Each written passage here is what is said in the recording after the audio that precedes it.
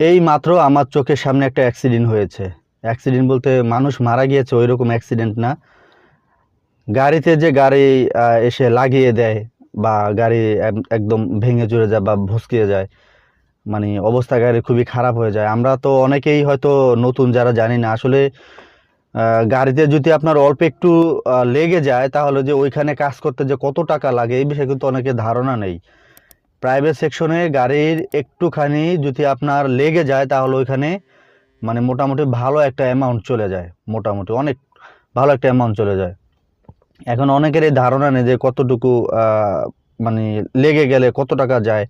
আসলে একটা বডিতে যখন লেগে যায় তখন অল্প একটু জায়গা লেগে গেলে ওই পুরো পার্টটা হচ্ছে আপনার রং করা লাগে। এই রঙের কোড নাম্বার সহজে মানে মিলে না, পাওয়া যায় না, আর পেলেও অনেক কষ্ট এবং কি দামও অনেক। মোটামুটি আপনার অল্প একটু জায়গায় লাগা মানে হচ্ছে পুরো পার্টটা রং করা। তো এই বিষয়টা পরে বলবো কেন অ্যাক্সিডেন্টটা হলো, মানে কি কারণে। আমি ভাবলাম যে বিষয়টা আপনাদের আসলে জানা দরকার।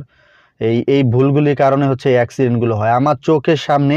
এই এখনই আমি ভিডিওটা করতেছি, এই অ্যাক্সিডেন্টটা হওয়ার পরেই আমি ভিডিওটা মানে করলাম যে বিষয়টা আপনাদেরকে জানতে হবে। আপনারা যারা ড্রাইভিং অলরেডি টুকটাক শিখতেছেন বা এটা যারা পুরানো যারা তাদের জন্য এই বিষয়টা, যারা ড্রাইভিং শিখে অলরেডি গাড়ি চালাচ্ছে, এই কথাবার্তাগুলো তাদের জন্য। নতুনদের জন্য তো আছে বা ড্রাইভিং শিখবেন যারা তাদের জন্য তো আছে, সবার জন্য কথাগুলো। মূল কথা হচ্ছে যে আপনি যদি সিস্টেম অনুযায়ী যদি বা সিস্টেম ছাড়া যদি গাড়ি চালান তাহলে অ্যাক্সিডেন্টের মধ্যে পড়বেন, এটাই আপনার স্বাভাবিক। তো পুরো ভিডিওটা দেখবেন, কেউ টানাটানি করবেন না। আর আপনি যদি আমার এই চ্যানেলে নতুন একজন দর্শক হয়ে থাকেন তাহলে অবশ্যই চ্যানেলটি সাবস্ক্রাইব করে নেবেন। আর যারা সাবস্ক্রাইব করে রেখেছেন থ্যাংক ইউ সো মাচ। এই মুহূর্তে ভিডিওতে যারা ফেসবুক পেজ থেকে দেখতেছেন পেজটি ফলো দিয়ে অবশ্যই লাইক দিয়ে দিবেন। চলুন তাহলে ভিডিওটা শুরু করি।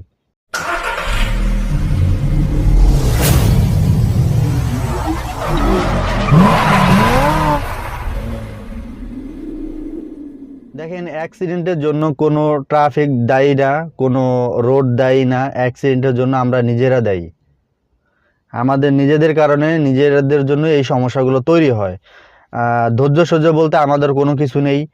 আমাদের হচ্ছে খুবই তাড়াহুড়া, আমাদের গাড়ি চালানোর ধরন ভালো না। এক একজন এক এক রকম গাড়ি চালায়, কোনো নিয়ম মানে না, কোনো শৃঙ্খলা কোনো কিছু নাই, ঠিক নাই। অ্যাক্সিডেন্ট হওয়াটাই স্বাভাবিক। এখন হচ্ছে তাড়াহুড়া বিষয়টা অনেকের মধ্যেই থেকে যায়, মানে কে কার আগে যাবে, কে চাপ দিল, কে পাল্লা পল্লি দিয়ে আগে যাবে, এই বিষয়গুলো দেখেন গাড়ি চালানোর ক্ষেত্রে এগুলো কখনোই করা যাবে না। আপনার এই একটাই ছোট্ট ছোট্ট সমস্যার কারণে অনেকগুলো মানুষের সমস্যা তৈরি হয়ে যাবে। আপনার নিজের গাড়ি লাগবে আর একজনটা লাগিয়ে দেবেন, যেরকম আমি দেখে আসছি। তো এই অ্যাক্সিডেন্ট হওয়ার যে মূল বিষয়টা সেটা একটু শেয়ার করি। এখন যে অ্যাক্সিডেন্টটা দেখে আসলাম, মেন রোড, ধরেন এই যে মেন রোড, আপনার একদম সোজা মেন রোড গিয়েছে। এখন হচ্ছে আপনার এই পাশ থেকে এটা ধরেন সার্ভিস রোড, এখন এই সার্ভিস রোডের গাড়ি মেন রোডে উঠবে। তো মেন রোডে ওঠার কারণে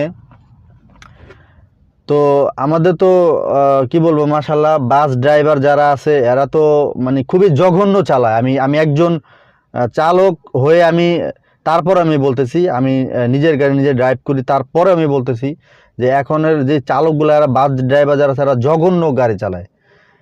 এরা জঘন্য গাড়ি চালায়। আমি সব বাস ড্রাইভারকে বলবো না, কিছু কিছু বাস ড্রাইভার আছে ভালো, মানে খুবই খুবই সংখ্যা কম, কিন্তু 97% লোক জঘন্য গাড়ি চালায়। এদের গাড়ি চালানোর ধরন এত খারাপ, এটা আমরা কম বেশি সবাই জানি। তো সার্ভিস রোড থেকে যখন মেন রোডে যখন উঠেছে, মানে একটা গাড়ি উঠবে, তখন এই জিনিসগুলো, এই ভুলগুলো কখনো করবেন না। ধরেন আপনার কথাই বলি, ধরেন আপনি ড্রাইভ করে সার্ভিস রোড থেকে মেন রোডে উঠতেছেন।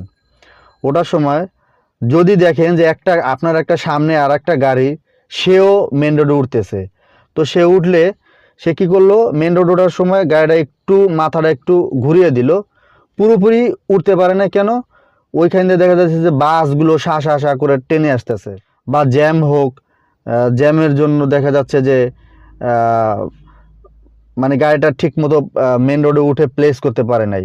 আপনার যে আগে যে গাড়ির চালক আছে উনি প্লেস করতে পারে নাই, মাথাটা মাত্র একটু ব্যাকা করে ঢুকিয়েছে। তো এই ব্যাকা করা, আমি আবার একটু হাতের দিকে আমার তাকান, না হলে আপনি বুঝবেন না। ধরেন এটা হচ্ছে মেন রোড, সোজা।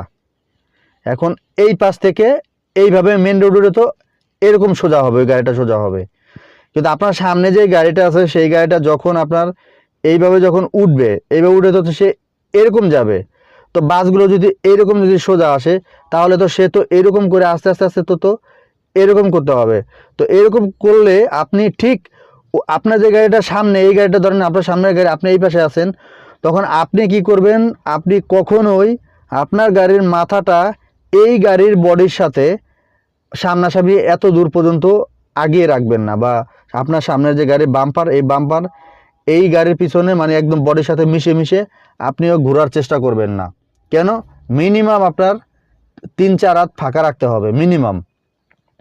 এই ফাঁকাটা যদি না রাখেন তাহলে সমস্যা কি, যেই কারণে এখন অ্যাক্সিডেন্টটা হয়েছে, সে কি করেছে, আপনার গাড়িটা যখন ঘুরাতে যাচ্ছিল তখন সে বাস ড্রাইভার তাকে সাইড দেয় নাই, বাস ড্রাইভার তাকে সোজা টেনে যাচ্ছে, আর ওই বাস ড্রাইভার কী করছে, তার একটু চাপ মারছে। চাপ মারার কারণে কি হয়েছে, যে আপনার যে সামনের গাড়িটা ছিল ওই সামনের গাড়িটা বামে নিয়েছে, বামে নেওয়ার কারণে আপনি যে গাড়িটা ওই গাড়ির বডির সাথে মিলিয়ে যে আপনিও যে ঘোরাতে চাচ্ছিলেন, ওই চাপ সে সহ্য করতে না পেরে সে যখন একটু বামে নিছে, আর বামে নেওয়ার কারণে সাথে সাথে আপনার ওই গাড়ির সাথে এই গাড়ি লেগে গিয়েছে, মানে ভালো একটা ক্ষতি হয়ে গিয়েছে, মানে অনেক চাপ দেওয়ার কারণে অনেকখানি লেগে গিয়েছে। সে যখন টান মেরেছে আপনার গাড়ির বাম্পারের সাথে এবং তার বডির সাথে, মানে আপনার বডির সাথে তার বাম্পারের সাথে একদম লেগে একদম গাড়িটা অনেকখানি দাগ পড়ে গেছে, স্ক্র্যাচ পড়ে গেছে বা বডি ঢুকে গিয়েছে। এখন আপনার এটা বুঝতে হবে গাড়ি চালক হিসেবে, যে ওই যে গাড়িটা যে মেন রোডে উঠতেছে, সামনে যে বাস, সেই গাড়িটা যদি একটু বামে নেয়, বামে তো নিতেই পারে, তাহলে তো আপনার গাড়ির সাথে লেগে যাবে। তাহলে আপনি কেন আপনি ওই মিশিয়ে মিশিয়ে বাম্পারের সাথে তারপরে আপনার গাড়িটা রাখবেন? আপনার মিনিমাম একটা ফাঁক রাখতে হবে। যদি আপনি ফাঁক যদি না রাখেন তাহলে তো ওই গাড়িটা তো ঘোরাতেও পারে, এটা তো আপনার বুঝতে হবে।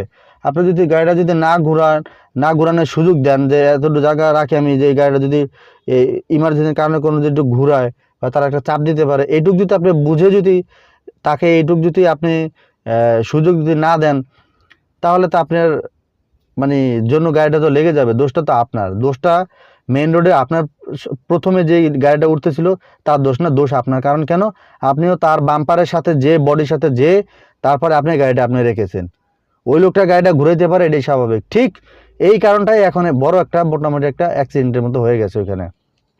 তো আসলে মূল কথা হচ্ছে এই ভিডিওটা করার কারণ এটাই, যে আপনাদের এই বিষয়গুলো জানতে হবে, যে গাড়ি আপনারা যখন রাস্তায় নিয়ে নামবেন, রাস্তায় নামার সময় 2-3টা জিনিস আপনাকে অবশ্যই মানতে হবে। তার মধ্যে একটা হচ্ছে গাড়ির পিছনে পিছনে একদম বাম্পার টু বাম্পার গাড়ি চালানো যাবে না। মিনিমাম কিছু দূর ডিস্টেন্স, মানে আপনার কিছু ফাঁক রাখা লাগবে।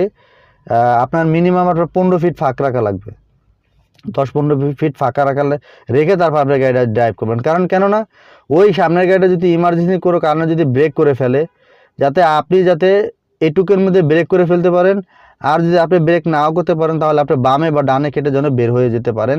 এটার জন্য আপনাকে মিনিমাম একটা এই জায়গা ফাঁক রেখে গাড়ি চালাতে হবে, এই একটা। আর এতক্ষণ যে কথাটা শেয়ার করলাম, যে গাড়ি ঘোরানোর সময় আপনার ওই গাড়ির বডির সাথে আপনার বাম্পার গাড়ি রাখা যাবে না, মিনিমাম তাকে ঘোরার জন্য একটা সাইড দিতে হবে, যাতে সে ঘুরলে যাতে আপনার গাড়িটার সাথে না বাজে, এরকম একটা ফাঁক তারে দিতে হবে, যেটা এখন হয়েছে। তো এই বিষয়গুলা যদি আপনি একটু মানেন তাহলে গাড়ির অ্যাক্সিডেন্টটা হবে না ইনশাল্লাহ। আর ড্রাইভিং তো অনেকেই করতে পারে, কিন্তু ড্রাইভিং করলে কি হবে, ড্রাইভিং যদি আপনি ঠিকঠাক মতো যদি আপনি না চালিয়ে বা না বুঝে যদি গাড়ি চালান, তাহলে তো আপনি বিভিন্ন কিছুর মানে বিপদের মধ্যে বা সম্মুখীন হবেন, এটাই স্বাভাবিক। তো এই বিষয়গুলো আমাদের কিন্তু জানতে হবে। তো ইনশাল্লাহ আশা করি বুঝতে পেরেছেন। আর আমাদের একটা সিস্টেম বলতে, এই ড্রাইভিং লাইনে যারা আছে তাদেরকে বলতেছি যে ভুল থেকে হচ্ছে শিক্ষা। আপনি ভুল থেকে শিখতে পারবেন। এই ভুল থেকে শিক্ষা মানে হচ্ছে এই যে ভুলগুলো হয়েছে, এই ভুলগুলো হওয়ার কারণে হচ্ছে আপনি বুঝতে পারবেন, যখন আপনার নিজের গাড়ি নিজে ড্রাইভ করবেন তখন আপনার অ্যাক্সিডেন্ট যেটার কারণে হবে ওইটা আপনার মাথায় ক্যাপচার হয়ে যাবে, মানে ক্যাপচার করে নেবে যে না এটা কারণে আমার ভুল হয়েছে, এটা নেক্সটে করা যাবে না। তো আমি আপনাদের এই ভুলগুলো হওয়ার আগেই কিন্তু আমি আপনাদের কাছে কথাগুলো শেয়ার করি, যাতে এই ভুলগুলো আপনারা ড্রাইভিং করলে যখন যাতে না হয়, যাতে এই জন্য আমি কিন্তু আপনাদের ভুলগুলো ধরাইয়া দিই আর কি, চেষ্টা করি যাতে আপনারা বুঝতে পারেন। তো এই ছিল আজকের ভিডিও, ইনশাল্লাহ বুঝতে পেরেছেন আশা করে।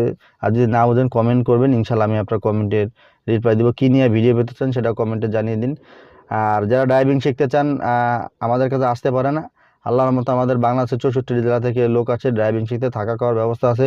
আমাদের ড্রাইভিং শেখার দোকানটা খুবই ভালো, অনেক ভালো। আপনারা ইনশাল্লাহ যে কোনো জেলা থেকে এসে ড্রাইভিং শিখতে পারবেন। টোটাল আপনার খরচ হবে ড্রাইভিং শিখতে 9,500 টাকা। 9,500 টাকার মধ্যে খাওয়া থাকা হচ্ছে আপনার 3,500 টাকার মতো যাবে, আর হচ্ছে আপনার ড্রাইভিং শিখতে 6,000 টাকা।